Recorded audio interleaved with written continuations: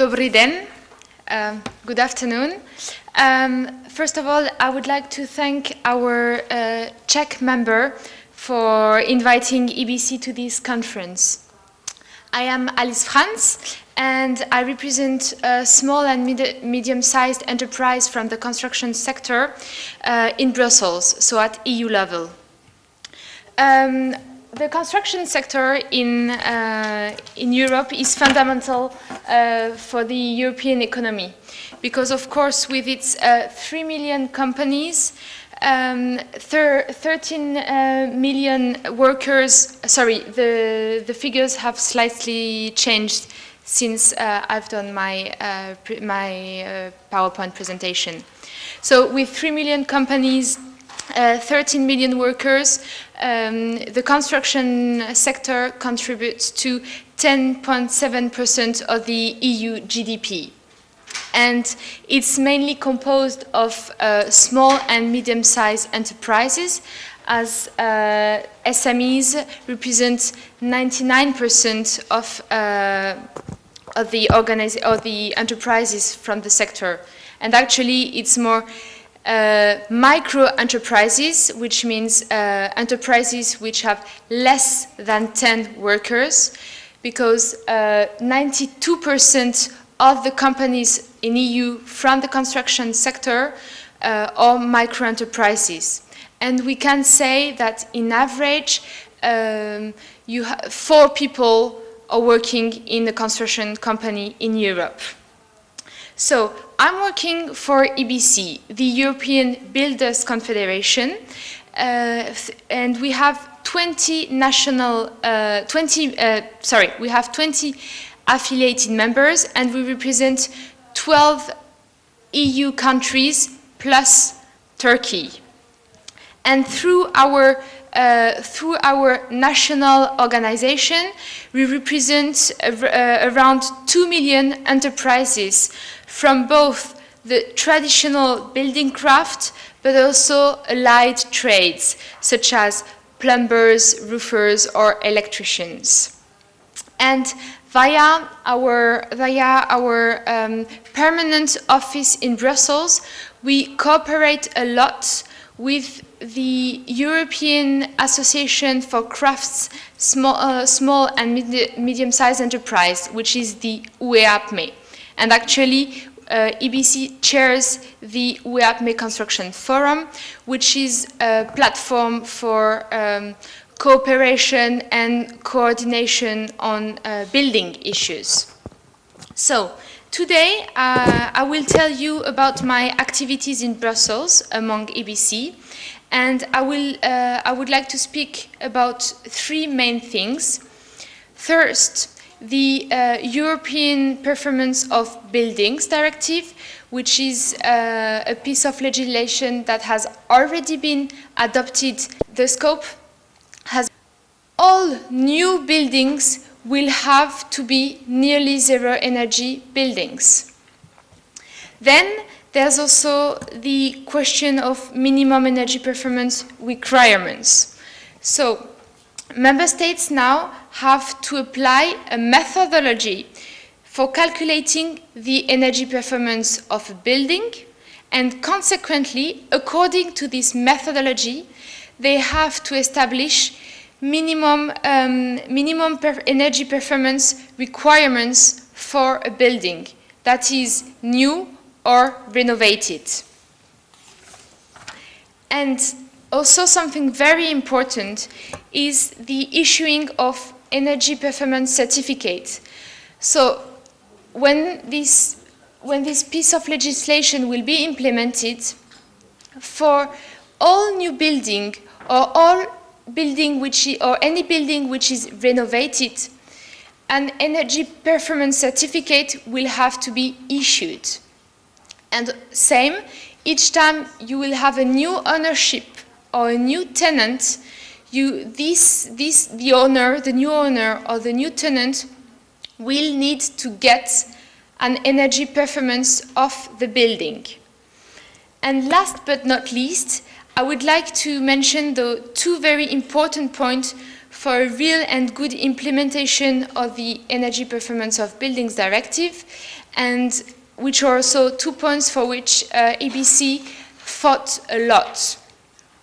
It's first trainings. So the training, now it is introduced in this directive that adapted training courses and guidance are given to the people who have to implement this directive, which means that craftsmen and SMEs from the construction sector will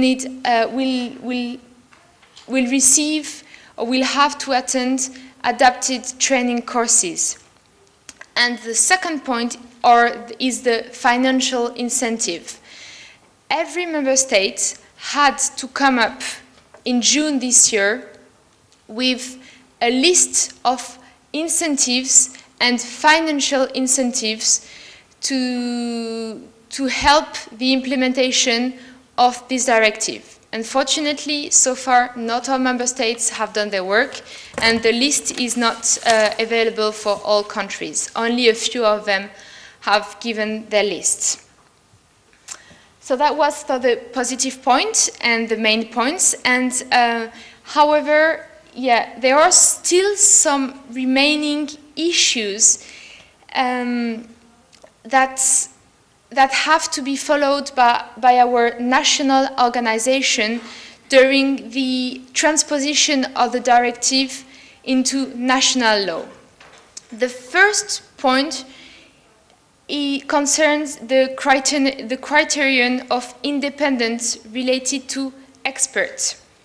So there's a criterion of independency for experts issuing energy performance certificates, but also for experts who are inspecting heating system and air conditioning system. And this can be a problem because, for example, if you have a company who's now installing a heating system, and normally is also after the renovation or after the implementation of the heating system, now this installer can also issue an energy performance certificate. But if this independency criterion is taken too strictly, is interpreted too strictly, then this installer won't be able anymore to do both work. He will be able to install it, but maybe not to inspect it. But on top of this, there will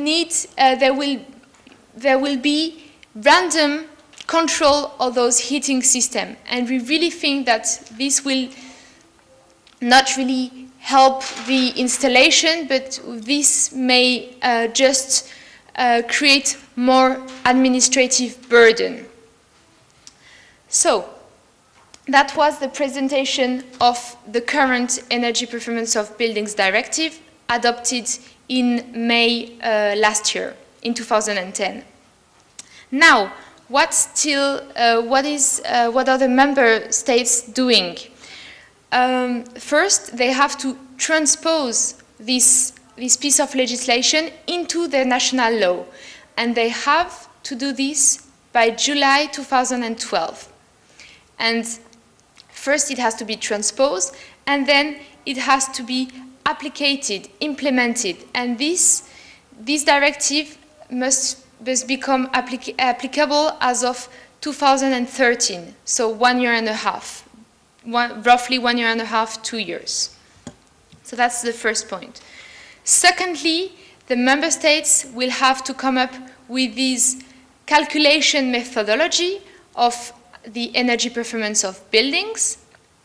And finally, they will have to apply the definition of nearly zero energy buildings, and they will also have to develop action plans. So these action plans are documents that they give to the European Commission where they say, we plan to follow the requirements of the Energy Performance of Buildings Directive by doing so, so, and so. And they have to regularly update those action plans according to the results they get nationally. So, secondly, as I mentioned to you before in my introduction, I would like to briefly mention some campaigns that are that have been launched around the EPBD at EU level. First, and maybe the most important one, is the concerted action. What is this? It's representative of ministries in charge of implementing the directive, together with the Commission. They meet regularly and they discuss. They discuss about their experience. They discuss about, they share information. They discuss about where they are in the implementation of the directive. And a book has been published with a state of the play of each country on the implementation of this EPBD. So if you want to know, for example, where Czech Republic stands now as regards the implementation of the directive, you can go on their website and type Czech Republic, and you will see all that has been done, all that still has to be done, all that has been done but not enough or should be done better. And then you have also two private campaign and research campaign that have been launched. First, it's a private initiative research on Europe's buildings. So it's a huge report